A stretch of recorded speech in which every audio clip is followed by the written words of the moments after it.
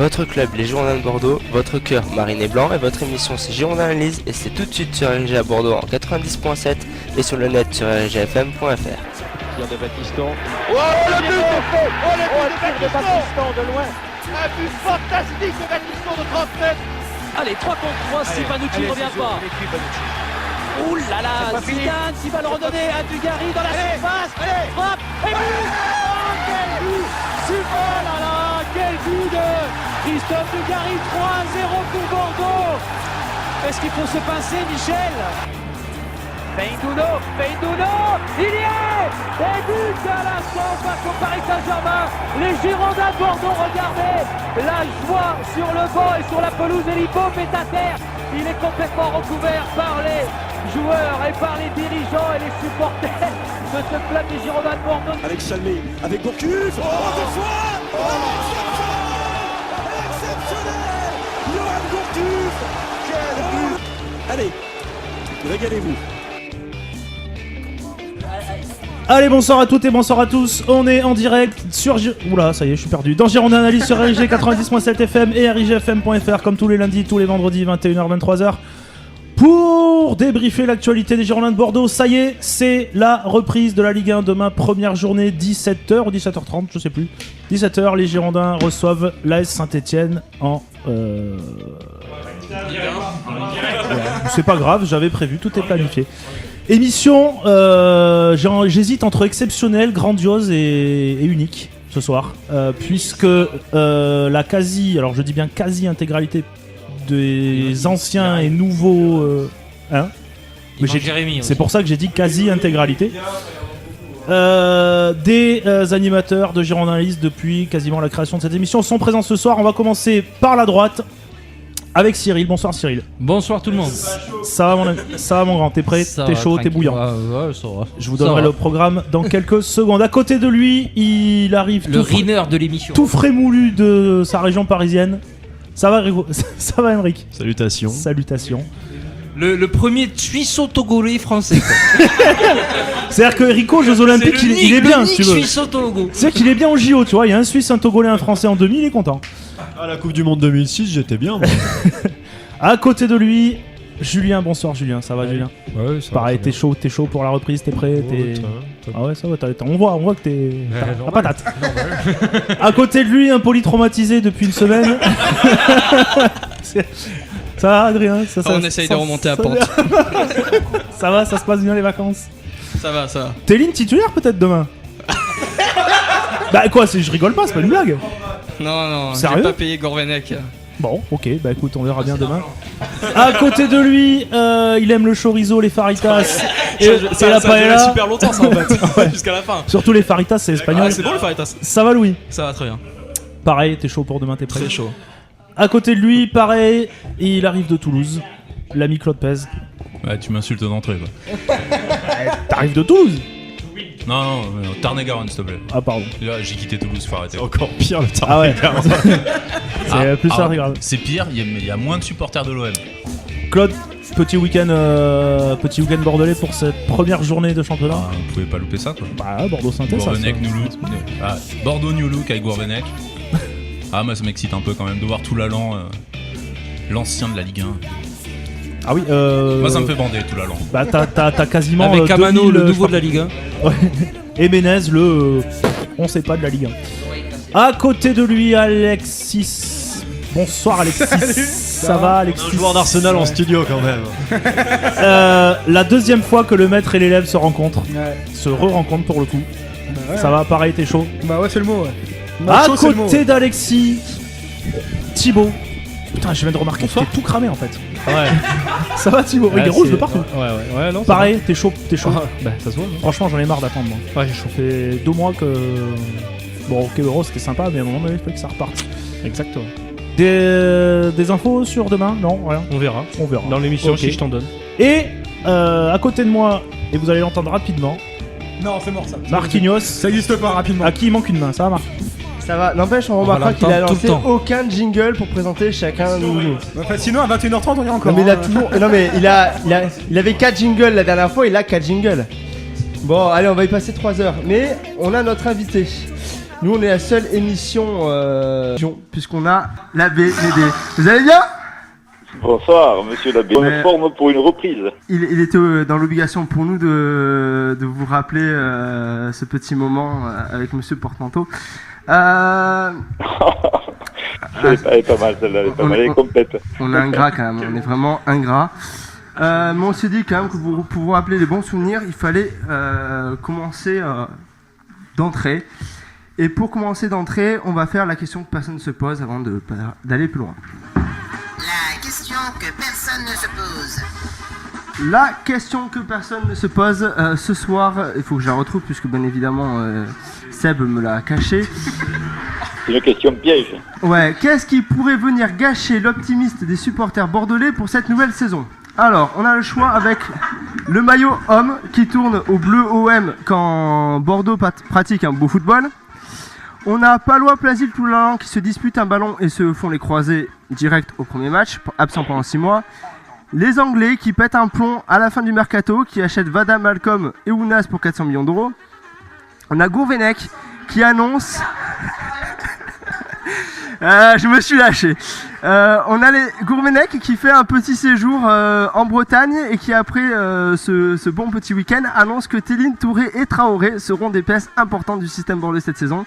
Et enfin, un problème administratif français invalide les transferts de Poco et Sané qui sont de retour à Bordeaux le 31 août.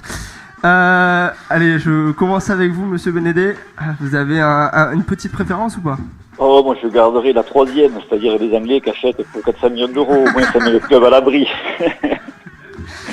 Autour de la table, je vais pas demander au mec de GA parce que j'en ai rien à foutre de votre avis. Par contre, on va demander aux invités. C'est gentil. Oui, je rejoins monsieur Benédé. 400 millions d'euros dans les caisses, ça pourrait être pas ça. Ça pourrait être sympa. Mais là, ça permet de voir l'avenir. En rose. Le pèse, me déçois pas, s'il te plaît. En fait, j'ai pas du tout écouté. Tu m'as volé ma réponse, Claude. Il y en a qu'un qui suit. Yannick qui faisait référence à des endroits de France où on pourrait boire beaucoup. Je pensais quand même que tu sauterais dessus. Ah non, c'était trop facile. Et puis les Bretons boivent pas tant que ça. Les nordistes sont pires. Non, du coup, je dirais le retour au 31 août de Sané et Poco. Et Mike? Oh, les croisés pour les trois d'un coup, ça serait vraiment le truc qui toucherait le plus. L'enthousiasme qu'on peut avoir. Si tant est qu'on en est. Allez, on demandera en deuxième heure aux membres de GA ce qu'ils en pensent. Mais on va quand même s'intéresser à notre invité, puisque vous nous avez quittés il y a un peu plus de 2 ans. Oui. Je dois vous avouer que ça fait du monde en moins à l'apéro, c'est quand même dommage. Ah, c'est radin, hein, ouais, parce que bon, les grillades et tout, ça manque aussi. Hein. C'est le côté agréable avant l'émission. Mais bon, on s'est bien rattrapé, on a pensé à vous ce soir. On a pensé à vous ce soir, on s'est bien rattrapé. Mais vous avez connu quand même une expérience assez, je dirais pas originale parce que c'est on va dire exotique, en allant en Chine. Ouais. Est-ce que vous pourriez nous en parler un petit peu pour faire un tour de table? Parce que je pense que les convives ont des questions à vous poser sur cette expérience. Ouais, c'est une expérience enrichissante, c'est l'objectif du club de Shanghai, puisque à l'époque, enfin l'année dernière, à Shanghai, il y avait 3 clubs dans la même ville. Il y a le SIPIJ Shanghai qui est entraîné par le Suédois Eriksson, qui fait partie des 3 meilleures équipes du haut de tableau. Ensuite, il y avait un autre club de Shanghai, mais celui-là est descendu l'année dernière parce qu'il a fini dernier.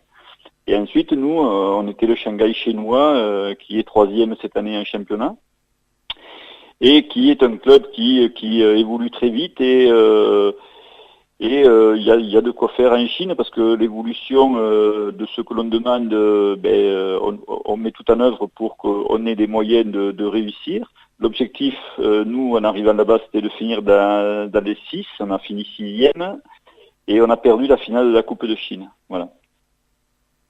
Monsieur Bédédé, bonsoir déjà. Bonsoir. Quand tu veux poser une question, dis-le-moi avant que je te rallume ton micro. Donc, monsieur Bédédé, bonsoir. J'avais une question sur notamment l'environnement chinois, parce qu'à Bordeaux, on parle souvent de possibles investisseurs. On voit que les Chinois investissent beaucoup dans le football. Est-ce que en Chine, le football devient un sport majeur? Ah oui. Nous, quand on est parti de Shanghai, ils venaient de signer. Alors, c'était pas tous les matchs n'étaient pas retransmis il y a l'année dernière. Et quand on est parti de Shanghai, ils venaient de signer un partenariat avec la télé pour 5 ans, c'est-à-dire comme Canal+ chez nous, tout à fait au début de 83, je crois, quand Canal s'est mis dans le football. Eux, ils ont signé sur 5 ans déjà avec des moyens impressionnants. Et tous les matchs maintenant sont retransmis. Et il faut savoir que dans chaque stade, il y a à peu près 40 000 à 50 000 spectateurs, si ce n'est plus. En même temps, ils trichent vu qu'ils sont 1 milliard pour un peu plus. Ouais, certes. C'est vrai que Shanghai, c'est 23 millions déjà. Donc bon, on imagine. La plus petite ville en Chine, c'est 8 millions. Un petit pari. Voilà, tout à fait. Dans les voyages, je vous dis pas les déplacements, quoi. Mais bon, c'est à vivre, c'est intéressant. Mais bon, ils évoluent très vite et puis ils apprennent très vite, quoi. Voilà.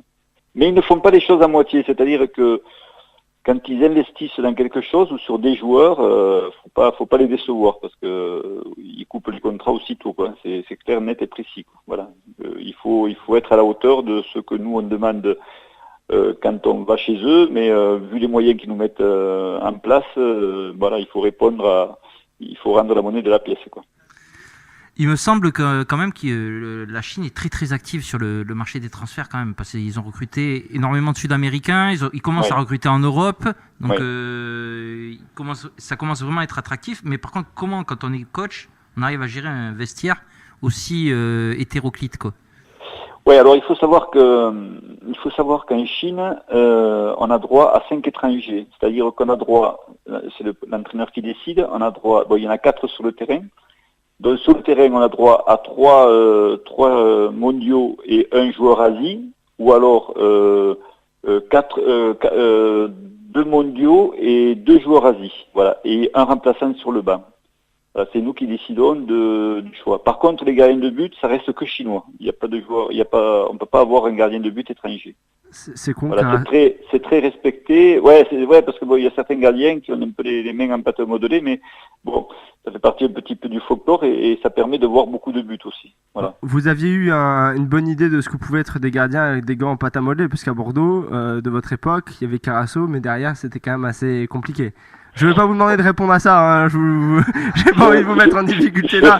Je prendrai le joker d'entrée. Je prends le joker. Messieurs autour de la table, une autre question. Julien. C'est bon, ça marche. Ouais. Non, c'était juste pour savoir, est-ce que les entre guillemets les investisseurs chinois tendent vers une politique d'acheter des joueurs à des coûts entre guillemets exorbitants parce qu'ils peuvent, ou il y a une réelle politique de formation dans les clubs? Alors, l'autre jour, je ne sais pas si vous avez vu, il y a eu un reportage qui est passé sur le club de Evergrande. C'est le club au départ où il y avait l'entraîneur Lippi, qui a été 4 fois champion de Chine. Ensuite, il s'est mis directeur sportif. Il a fait venir Cannavaro, qui n'est pas resté très longtemps, puisque c'est l'année où on y était. Il a été viré il a perdu comme match, il a été viré sur le champ. Et là, c'est le Brésilien, l'entraîneur de l'équipe nationale brésilienne qui a repris, où ils ont été encore champions de Chine. Et eux, par contre, ils ont mis une structure, et c'était dans le reportage l'autre jour à la télé, c'est une structure qui coûte 30 ou 40 millions d'euros par an, si ce n'est plus, où c'est un village d'Harry Potter, et il y a eu même la photo sur l'équipe magazine il y a 2 mois de ça. C'est un village d'Harry Potter où il y a des catégories, les jeunes arrivent dans ce club pour travailler la formation, et c'est une plaine de jeu je crois, à peu près de 30 ou 40 terrains de foot, où tout est mis en place pour les faire évoluer au plus haut niveau, parce que la formation laisse énormément à désirer en Chine. Oui. Un village d'Harry Potter, ça veut dire quoi? Parce qu'autour de la table, il y a certains vieux qui n'ont pas compris. Mais tout comment dirais-je, l'hébergement, les boutiques, les structures du centre de formation qui est mis en place, c'est exactement le village d'Harry Potter, la même structure. Ça me dit qu'ils sont barjots. Mais ils sont chinois. Ils aiment copier.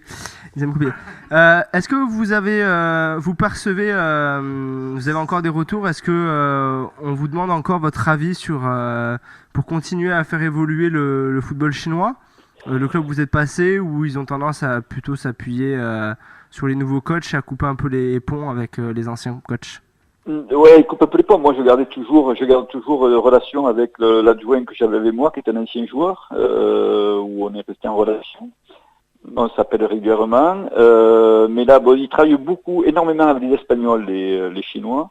L'entraîneur qui a remplacé Francis Gillot, c'était l'entraîneur de Pékin, qui était 2 ans à Pékin, et qui est arrivé, qui est un Espagnol, et qui a repris la place de Francis Gillot. Voilà, ils bossent beaucoup avec les Espagnols.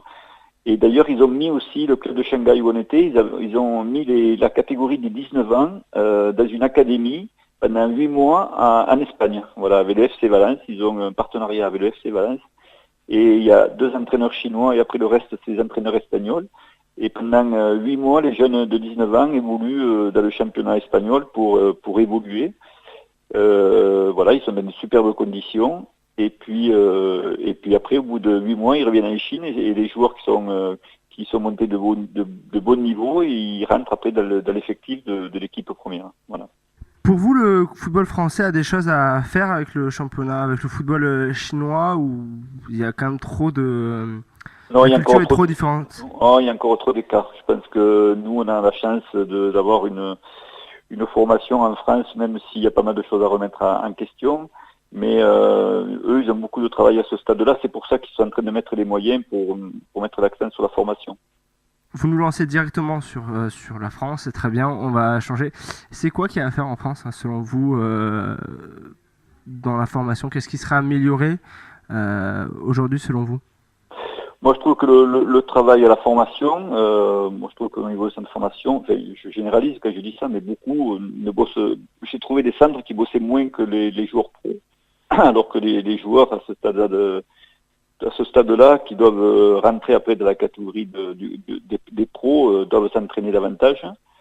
Ensuite, je dirais qu'il y a beaucoup de formations au niveau de la communication à leur donner, pour leur donner un peu ce que c'est d'être joueur professionnel. Je trouve qu'un joueur qui arrive, qui vient de mettre les pieds en pro, dès qu'il fait 5-6 matchs, ça y est, il faut qu'il soit payé quasiment comme un pro qui a galéré pendant 4 ans pour avoir un bon salaire, ça va trop vite. Alors c'est vrai qu'il y a les agents, il y a tout ça, mais bon. Alors après, on peut dire que oui, il y a la concurrence des autres pays, que si on ne fait pas signer, on va nous les piquer, etc. Mais moi, je trouve que ça va trop vite pour les jeunes, on les met trop vite sur un piédestal, alors qu'ils ont encore beaucoup, beaucoup à apprendre, quoi. Messieurs autour de la table, Cyril a une question. Justement sur ça, quand vous étiez à Bordeaux, il y avait quand même une génération avec Valentin Vada et tout qui vient juste d'éclore, 4 ans. Est-ce que c'était ce qui manquait à l'époque pour pouvoir enfin avoir une politique de formation à l'époque au Girondins de Bordeaux?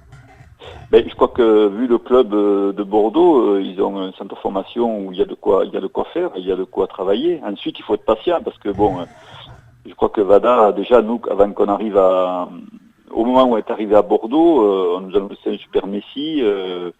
On nous en disait que du bien, que c'était un joueur talentueux et tout, mais bon, nous quand on l'a pris, on a commencé un peu à l'apprendre en entraînement, même s'il avait du retard pour être qualifié parce qu'il y avait des problèmes de papier. Oui, il avait des qualités, mais bon, pas de là à dire que c'était Messi ou une superstar, quoi. Je crois qu'on l'a un peu trop mis à l'avant assez tôt. Peut-être que lui, il a pris aussi la grosse tête et tout. Bon, après, Sagnol l'a pris dans l'effectif puisqu'il a eu pas mal de blessés, donc il a commencé un petit peu à tirer son épingle du jeu, mais il a mis quand même un certain temps avant de sortir un petit peu le bout de son nez, quoi. Maintenant tout reste à faire parce qu'on verra cette année qu'est-ce que ça va donner, quoi. Parce que vous étiez à l'origine d'une arrivée très importante au Girondins, il me semble, Yannick Stopira.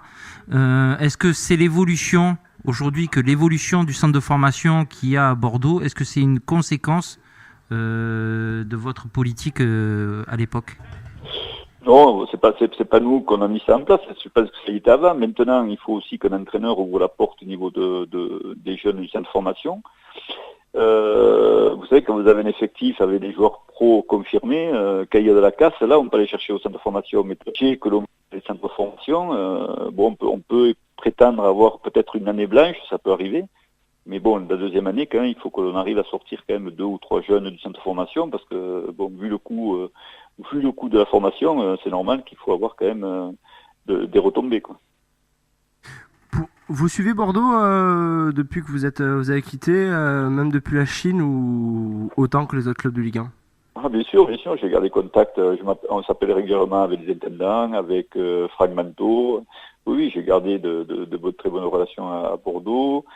J'ai même un copain journaliste qui m'appelle de temps en temps pour prendre des nouvelles. Oui, pas de souci, oui. Ça fait plaisir parce que bon, on a vécu 3 années fabuleuses à Bordeaux.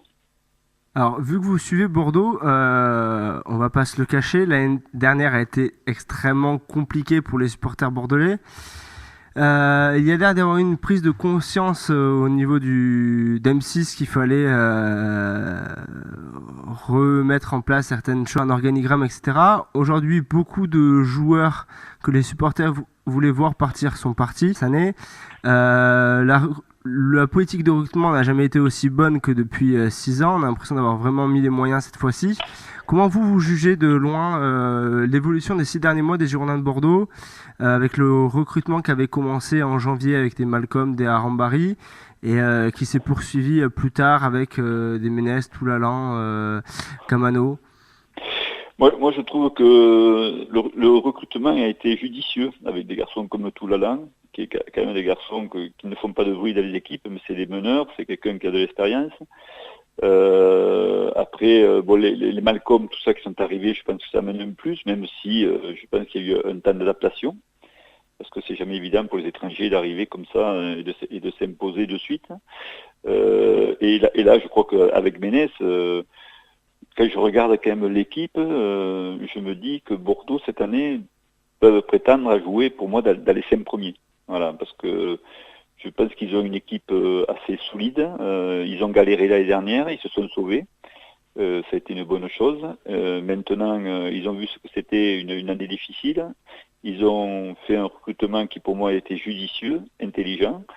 Et puis, il faut bénéficier maintenant des jeunes que l'on a fait monter l'année dernière, les mettre le pied à l'étrier en ayant plus de confiance. Et puis, à partir de là, je pense qu'il faudra une très bonne saison.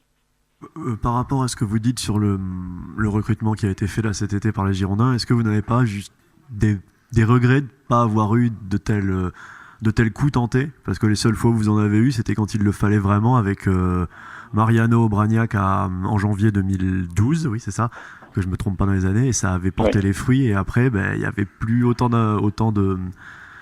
d'audace. Est-ce que à certains moments vous l'avez pas regretter, et quand vous voyez ce qui arrive, vous vous dites on aurait aimé avoir nous aussi un Toulalan, un Ménez ou d'autres choses comme ça. On peut toujours dire ça après, mais bon, il faut vivre avec son temps, avec ces moments, parce qu'on avait un vestiaire où il y avait des garçons qui devaient partir, qui ne sont jamais partis, et là aussi, tant que ça ne part pas, c'est difficile au club de dire on va l'entraîneur demander des joueurs, mais si ça part pas, on ne va pas rajouter des joueurs dessus. Donc il faut dégager de la masse salariale pour pouvoir après prétendre à avoir des joueurs de qualité autre pour améliorer le rendement de l'équipe. Mais non, moi je trouve que même si nous on a eu des moments difficiles, on a toujours fait avec les joueurs que l'on avait, et on s'est mis au diapason du club, parce que bon, il y a un président qui dirige, il y a des moyens qui sont mis en place, mais il faut aussi que nous on assume sur le terrain avec les moyens que le club nous donne. Mais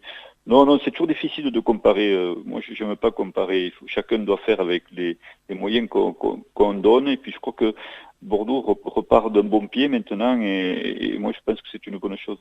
Alors, on a plusieurs questions, puisque j'ai Seb qui a une question, j'ai Thibaut qui a une question. Seb. C'était juste une précision. Alors, bon, je ne sais pas si vous me répondrez. Vous avez dit, tant que ça part pas, à l'époque où vous étiez adjoint, vous avez dit, tant que ça partait pas, on pouvait pas recruter, c'est ça? Oui. Ça partait pas parce que le club ne voulait pas que ça parte, ou parce que vous auriez voulu que ça parte, mais il n'y avait pas une seule offre qui arrivait? Ouais, mais ça on remarque quand même que Bordeaux cette année, quand ils ont vraiment voulu faire partie les joueurs, en forçant les joueurs à partir, ils partent quand même. Ouais, bon, après il y a des joueurs qu'on sait qui voulaient partir de Bordeaux et qui n'ont pas pu partir. C'est bien de dire je veux partir, mais il faut trouver un club. Si je prends l'exemple de Lamine Sané qui voulait partir en Angleterre, il avait déjà annoncé sur son compte Twitter. Mais bon, c'est bien de le dire, mais bon, parce qu'il a dit ça, parce qu'il a vu les autres certains qui partaient, il s'est dit pourquoi pas moi, mais bon, annoncer une chose c'est bien, mais après il y a une certaine déconcentration qui se passe chez le joueur. Et le joueur est moins performant parce qu'il est un peu déçu, il avait annoncé qu'il voulait partir, parce qu'il y a un enjeu aussi financier de tout ça. Et ça met un petit peu le souffle dans l'équipe, mais bon, c'est de bonne guerre, ça fait partie du métier, mais après quand il y a un président, il y a un président qui est au-dessus, qui doit prendre des responsabilités, on ne maîtrise pas tout. C'est un peu le problème du football actuel, c'est que un entraîneur il est là pour entraîner, les présidents c'est les présidents. Thibaut. Moi, je voulais vous questionner sur le regard que vous portez sur Jocelyn Gourvenec, qui, d'après tout ce qu'on entend, est un entraîneur qui fait pas de bruit, mais qui est efficace et qui a une certaine bonne réputation. Donc, je voulais savoir si, dans le milieu des entraîneurs, ce que vous en pensiez. Bon, moi, c'est quelqu'un que j'apprécie beaucoup par son calme. Il est encadré d'un adjoint qui est Eric Blake, que je connais, qui est une très bonne personne. C'est des garçons qui sont sobres, très calmes. C'est pas des garçons. Après, ce qu'il faut voir, c'est que Gourvenec, il sort d'un club de Guingamp. Maintenant, il arrive au Girondins de Bordeaux, où il y a toujours une certaine pression quand même à Bordeaux, parce que c'est important d'avoir des résultats. Il y a un passé, il y a une histoire. C'est important de voir comment il va travailler avec ce club. Est-ce qu'il va adopter plusieurs schémas de jeu? Est-ce qu'il va rester figé sur un schéma de jeu? Comment il va gérer ses joueurs? Donc il y a tout ça à voir. Mais bon, c'est toujours facile de porter des jugements, mais chaque entraîneur a sa philosophie, chaque entraîneur a sa façon, a une approche différente. Il n'y a pas de vérité. Moi, ce que je peux constater chez Gourvenec, c'est sa simplicité, sa sagesse, quoi. Voilà, c'est quelqu'un qui réfléchit, qui est posé, et moi j'adore ça. C'est un peu le style de Francis Gillot, qui est quelqu'un qui, même si dans les conférences de presse, il s'affirme, mais après c'est quelqu'un sur le banc qui est assez calme. Et bon, moi, travailler avec des gens comme ça, c'est appréciable. Voilà. Cyril. Monsieur Bénédé, on va sortir un petit peu de ça. Aujourd'hui, avec un Paris qui est ultra dominateur en France, avec un Lyon qui semble, avec sa politique année après année, avoir pris une petite avance sur les autres clubs, et vous venez de dire Bordeaux que vous voyez dans le top 5, est-ce que il y a d'autres équipes, une ou deux équipes qui attirent votre attention en positif et une ou deux en négatif en cette période? J'avais annoncé, quand j'étais en Chine, j'avais dit que Paris finirait avec plus de 20 points d'avance. Voilà. Par contre, cette année, je pense que Paris ne finira pas avec 20 points d'avance. Ça sera ils seront peut-être champions, mais avec moins d'écart. Pourquoi? Parce que je pense que Lyon va être armé pour lutter contre Paris, même s'ils se sont fait un peu surprendre au trophée des champions. Mais bon, le trophée des champions, ça, nous aussi, contre Paris 4-1, et à la sortie, on a perdu 4-3. Donc bon, il n'y a pas trop moins de pression que le championnat. Mais je dirais que donc Lyon arrivera en second. Il y a Monaco, pour moi, qui va être aussi armé, mieux que l'année dernière. Et puis je pense que Bordeaux sera là. Bordeaux sera là. Pour moi, ça c'est les équipes. Après, je pense que les clubs que j'attends un peu, qui seront en difficulté, peut-être Saint-Étienne par rapport à l'année dernière. Et peut-être Marseille, je mets un point d'interrogation, parce que Marseille, tout le monde critique, tout le monde dit, mais ils auront une équipe déjà offensivement qui est solide. Je sais que l'accent va être mis encore sur deux défenseurs avec expérience qui vont certainement arriver. Je pense qu'ils peuvent aussi créer la surprise d'être dans les 5. Voilà. Vous voyez Marseille et Saint-Étienne moins bons que Bordeaux ou armes égales? Alors pour moi, Bordeaux sera meilleur que Saint-Étienne déjà. Pour moi. Réponse demain. Et pour demain, moi bon, c'est le premier match, c'est l'entame. Peut-être qu'il y a aussi une certaine pression au départ, mais moi je pense que Bordeaux fera un bon résultat contre Saint-Étienne à la maison. Et puis je pense que Marseille aussi sera. Moi je pense que Marseille sera dans les 6 aussi. Alors on a Rico et Cyril qui voulaient poser une question, et Adrien. On fait dans l'ordre où j'ai vu les mains, donc Cyril en premier. Moi c'est une question rapide. Si c'est toujours ce même sujet, parce qu'on regarde les mêmes sujets.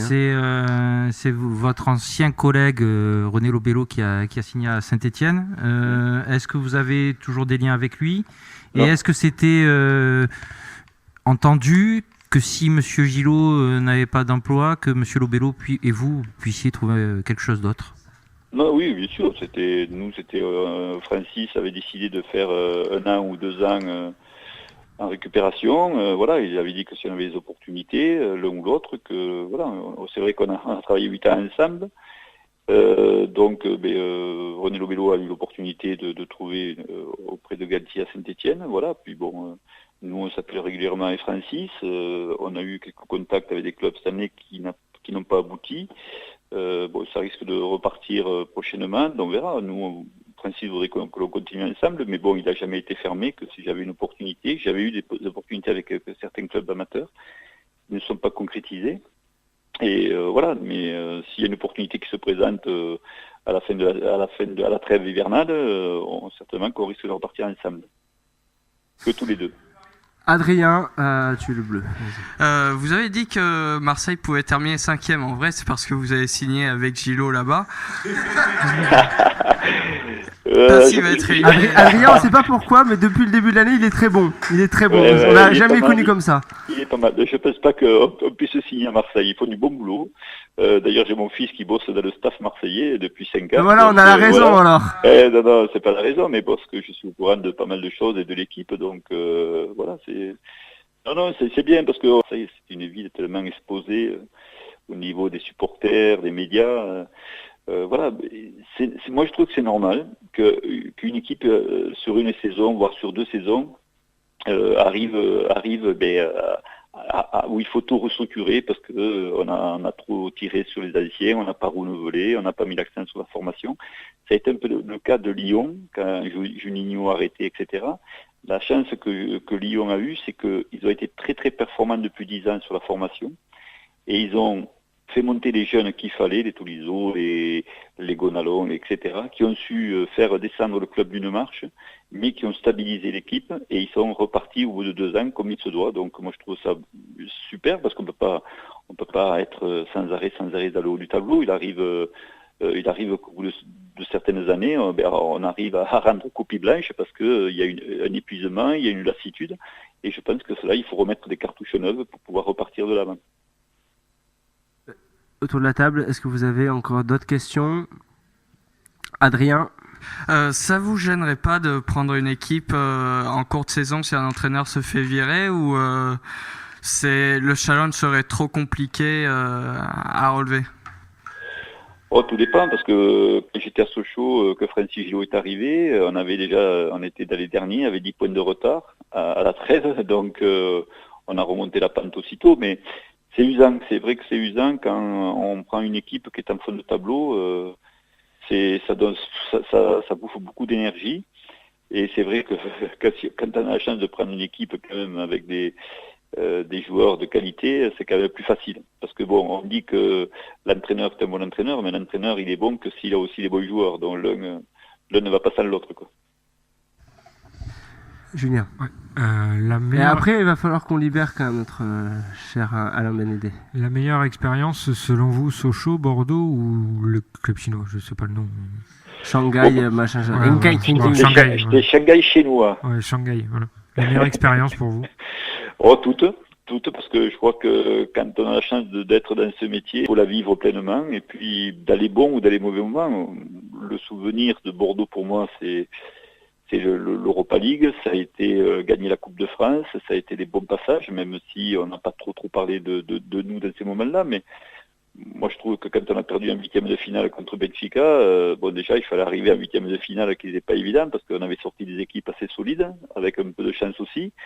La Coupe de France, ça a été vraiment quelque chose qui était extraordinaire pour le club, qui n'avait pas gagné la Coupe depuis pas mal d'années.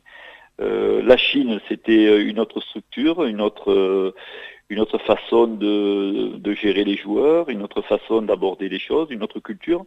Et tout ça, on ne peut que s'enrichir de ça. Donc c'est quelque chose d'extraordinaire dont tout est bon à prendre. Voilà.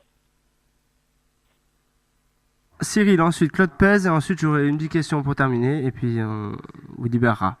D'accord. C'était sur le traitement médiatique, notamment. Justement, vous parlez de ce 8e de finale. À l'époque, Francis Gilo était très très critiqué, notamment par RMC et compagnie, et on voit une différence de traitement avec l'élimination de Lille avant même de rentrer dans la compétition en Europa League. Est-ce que c'est quelque chose qui vous rend toujours amer? Oui, vous savez, quand on vous demande d'être invité sur les plateaux télé à Paris pour répondre aux questions, etc., et que vous n'y alliez pas, à partir de là, vous êtes catalogué, quoi. Donc, où vous y allez, et à ce moment-là, vous allez dans tous les plateaux, et on oublie un petit peu son métier d'entraîneur. C'est pour cela que Francis a été un petit peu catalogué, et puis il a été aussi catalogué par son franc-parler, quoi. Ça plaît pas, Il faut se rappeler qu'Antonetti, il a été pas mal cassé quand il était entraîneur, et puis et quand il a été travaillé après sur le plateau de Canal+, voilà, dès qu'il a retrouvé un club, ça y est, il y a un peu plus de respect vis-à-vis de lui, alors qu'il s'était fait casser comme 4, quoi. René Girard, c'est pareil. Vous savez, ça va très vite, mais bon, il y a ceux qui savent passer entre les gouttes, et puis il y a ceux qui ont tendance à dire les choses un peu trop directes, on leur tape dessus, quoi. Voilà, c'est un peu le dommage. Ce n'est pas pareil pour tout le monde, quoi. Claude, vous vous souvenez d'ailleurs de quand vous étiez à Bordeaux des belles analyses de notre cher Claude Pez? Tout à fait. Merde. Moi, j'ai une question très sérieuse par rapport à votre expérience en Chine. Ouais. C'est savoir si vous étiez arrivé à pied par la Chine. J'étais arrivé, pardon, hein? À pied par la Chine. Oui, tout à fait. Tout à fait. C'est une très bonne question. C'est pas mal, elle est bonne celle-là, elle est très bien. Allez, j'ai juste quelques petites questions pour terminer. Oui, je sais, on aurait pu conclure là-dessus, mais non. Question toute simple, vous nous avez donné top 5 pour Bordeaux. Est-ce que vous pouvez vous mouiller un petit peu plus et nous dire réellement la place que vous voyez pour les Girondins en fin de saison? Alors, je vais vous mouiller, je dirais 5e. Comme ça se peut être que mieux. Voilà. Une petite colle aujourd'hui. Une petite colle. On sait la difficulté qui sera pour Gourvenec de faire son milieu à 2 avec 3 joueurs de grosse qualité. Mais si je vous demandais de choisir entre Plasil et Toulalan, vous préfériez qui? C'est pas français ma question. Toulalan, bien sûr. Sachant que vous avez été coach de Plasil. Tout à fait. Il a la race. Il met les deux sur le terrain. C'est juste Vada qui met sur le banc. Non, mais bon, ils ont pas tout à fait le même registre. Toulalan, je dirais que c'est plus un récupérateur, ratisseur. Plasil, je dirais que c'est un peu plus un organisateur que ratisseur. Donc bon, les deux ont pas le même profil déjà d'une. Donc pour moi, les deux jouer ensemble au milieu, c'est pas un souci pour moi. Toulalan, il a quand même une culture de la gagne quand même assez extraordinaire. Je pense que ça doit être un des plus gros palmarès français. Je pense. C'est pour ça que la pioche est très bonne. Ensuite, vous voyez l'effectif à peu près des Girondins aujourd'hui. Si je vous demandais il n'y a pas de blessure, tout le monde est en forme, etc. Vous feriez quel 11 si vous étiez à la place de Gourvenec? Alors, bonne question. Alors, les gardiens, il y a un gros point d'interrogation puisqu'il y en a 3. Je dirais, bon, le retour de Carasso, mais je ne sais pas dans quel état il est par rapport à sa blessure, s'il est bien revenu à 100%. Autrement, je crois que derrière, il y a Prior, et le 3e, c'est... Bernardoni. C'est Bernardoni, voilà. Donc, je mettrais en 1 Carasso, et en 2 Prior. Voilà, Bernardoni, je le connais moins. Voilà. Ensuite, un petit mot sur Prior, puisque vous avez l'air au final de le connaître un peu. Là, aujourd'hui, Gourvenec a choisi de mettre Prior en 1 et Carasso en 2, donc il y a un débat tout à l'heure, donc nous, on va pas en débattre. Qu'est-ce que vous pensez de Prior? Ouais, il a du tempérament, quoi. Il a de la gagne, il est explosif, il a de l'envie. Après, bon, il faut qu'il se gère un petit peu dans sa façon de s'exprimer. Voilà, notamment sur l'accrochage qu'il a vu, je crois, avec Sané. Mais là, il a fait ce que beaucoup de supporters auraient rêvé de faire à ce moment-là. Si. Si. Ne faites pas les autour de la table. On en a parlé. Après, quand le joueur rigole à la mi-temps en perdant 3-1 dans une demi-finale. Ouais. Bon, après, bon, il est jeune, il a besoin encore beaucoup d'apprendre, de s'acquérir, quoi. Mais quelque part, je dirais que c'est bien d'avoir des garçons comme ça. Ensuite, ce qu'il faut savoir, c'est que les gardiens de but sont des garçons de tempérament et c'est jamais facile à gérer. J'en ai eu en connaissance de cause, quand j'ai joué avec des garçons comme Olmeta et tout, c'était un peu le même cas de figure. C'était très très impulsif. Bon, bref. Ensuite, je mettrais, moi dans l'axe, je suis content du retour de Certic. Parce qu'on l'avait fait jouer, nous, je me rappelle le dernier match de championnat à Monaco avant qu'on quitte Bordeaux. Il avait été époustouflant dans son rôle de défenseur central. Voilà, avec, je crois qu'à côté, c'est, comment il s'appelle, qui était blessé, qui est revenu derrière. Nicolas Palois. Palois, ouais, qui est solide. Qui est encore besoin de travailler les relances parce que je trouve il joue beaucoup sur son physique, beaucoup à travailler encore sur le plan technique. Mais c'est solide dans l'axe et je sais qu'à côté d'un garçon comme Certic, il va être bien commandé. Je pense que la charnière centrale va être solide. Ensuite, je crois qu'à droite, c'est... qui c'est qu'ils ont pris à droite? Il y a Gilbert, Gagic ou Sabali, et sachant que Gilbert peut aussi jouer dans l'axe. D'accord. Donc je vais prendre le troisième, qui a été pris cette année, je crois, c'est ça? Oui. Allô? Oui, prêté par le PSG, Youssouf Sabali. Ouais, bon, après il est jeune, il a besoin d'expérience. Après, je pense que celui qui peut prétendre être bien, c'est Gagic, je crois que c'est un garçon intéressant. Après, je ne sais pas trop son gabarit, mais c'est un petit gabarit, je crois, non? Oui. C'est le même profil un peu que Gilbert. Ouais, c'est un peu le même profil que Gilbert, voilà, c'est ça. Bon, je le mettrai à lui, je mettrai Gagic, parce que j'aime bien un peu sa façon de s'exprimer sur le terrain. Par contre, après, j'ai un trou sur le côté... Ah non, côté gauche, il y a Pungier. C'est ça, avec Contento. Avec Contento. Je préfère, même s'il a encore besoin de progresser énormément, je préfère quand même Pungier, qui est un garçon qui doit encore s'affirmer. Je pense qu'avec un peu plus de confiance, ce garçon va grandir. Il sera pas mal. Ça, c'est pour les 4 défenseurs. Ensuite, milieu de terrain. Alors après, on parlait de Toulalan. Je mettrai Toulalan. Alors Toulalan, est-ce qu'il va jouer à côté Vada ou à côté Plasil? Moi, je dirais pour commencer Toulalan, Plasil, dans le milieu de terrain. Voilà. Ensuite, excentré droit. Alors vous avez les excentrés, parce qu'ils ont un peu tout, peuvent jouer un peu partout. Vous avez Malcolm, Ounas, Touré ou Kamano. Ou Ménès, si vous voulez préférer le faire jouer sur un côté. Alors Ménès, moi, c'est à voir. Est-ce que Ménès peut jouer devant ou tourner autour de Roland s'il joue avec Roland devant? Moi, je mettrais Ménès Roland devant, et ensuite je mettrais Thomas Touré côté gauche, et je mettrais qui c'est qu'il y a, Malcolm et l'autre? Malcolm, Ounas et Kamano. Non, alors je mettrais Touré à droite et je mettrais Ounas à gauche, ou je changerais Ounas et Thomas Touré, je les inverserais par rapport au gaucher droitier. Ok, bon, je pense qu'autour de la table, on va préférer tous Malcolm à Touré, mais je crois que c'est l'unanimité par contre. Ouais, mais je connais Malcolm, je l'ai pas assez vu jouer, donc je sais qu'il a les bonnes pattes, il est gaucher, les bonnes pattes gauche, mais bon, ouais, pourquoi pas aussi, parce que je crois que les peu de matchs qu'il a fait, il a été quand même assez intéressant, et puis il a marqué des buts, quoi. Touré a quand même fait une préparation intéressante, plus intéressante que tout ce qu'il a fait depuis qu'il est à Bordeaux, quoi. Ouais, mais je pense que les deux, les deux vont se tenir pour le poste, mais bon, Thomas Touré, mais je pense aussi qu'il a du potentiel. Je l'avais dit, quand il était à Bordeaux, j'avais dit qu'il avait du potentiel. Mais après, il fallait qu'il arrive dans sa tête à bien se canaliser, quoi. Voilà. Donc, juste une petite question par rapport à un joueur qui était proche de Gilot et de vous, c'était monsieur Maurice Bellet. Est-ce que vous avez des nouvelles au niveau de son état physique? Non, pas du tout. Pas du tout. D'ailleurs, je ne l'ai pas vu dans les matchs amicaux. J'ai pas vu d'apparition de sa part, donc je sais pas. Est-ce qu'il est toujours blessé? Je sais Là, pas. il vient de se faire opérer, normalement, du cartilage. Ah ouais, d'accord. Donc c'est encore le cartilage du genou qui le gênait certainement, non? On lui souhaite un rétablissement, parce que le pauvre, là, ça fait plusieurs saisons où il traîne une blessure au genou. Allez, petit mot de la fin. Vu que vous êtes sans club, si demain je vous propose 2 choix, vous me dites celui que vous préférez.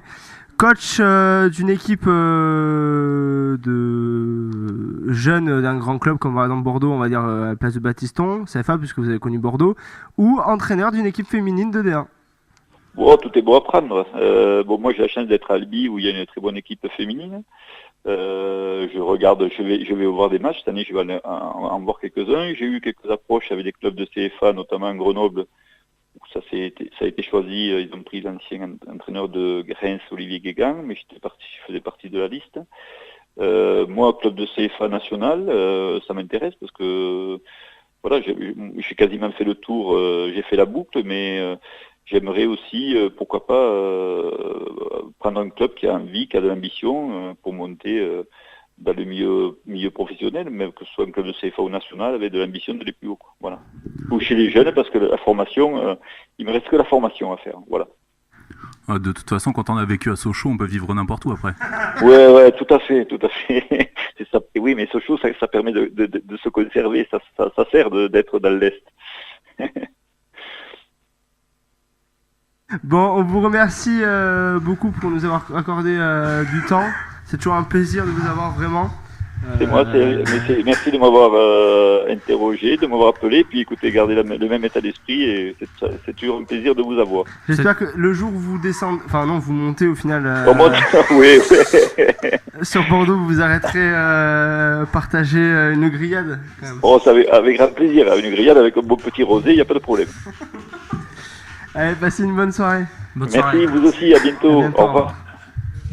Alors, messieurs, on va après ce petit comment on a dit, ce petit moment il fait sympathique. une chaleur à crever dans le studio, c'est franchement, vu dire. Alors, ce qu'on va faire pour résoudre ça, pour terminer la première heure, arriver jusqu'à 10h. Faut faire une pause fraîcheur. Là. Je vais garder obligatoirement Thibaut, Claude Pez et toi, Rico. Oh non, mais pourquoi? Salut. Après, s'il y en a un qui était pas là lundi l'aventure est déjà finie. et qui veut rester donner son avis, je pense peut-être à Cyril notamment sur la prépa, il peut rester. Sinon, jingle. Ceux qui veulent sortir, ils sortent, mais pas avant le jingle. Vous pouvez évacuer la salle. Même si vous évacuer la salle. Faut sortir. Et non, parce que là, si vous partez tous en même temps, ça va être un boxon général et ça va être n'importe quoi. Donc, jingle, on est 10 dans le mètre carré, quoi. Il reste en plus des 3 que un j'ai peu nommés. plus. Et voilà, puis démerdez-vous, faites ce que vous voulez. Allez, on peut faire un Hunger Game aussi.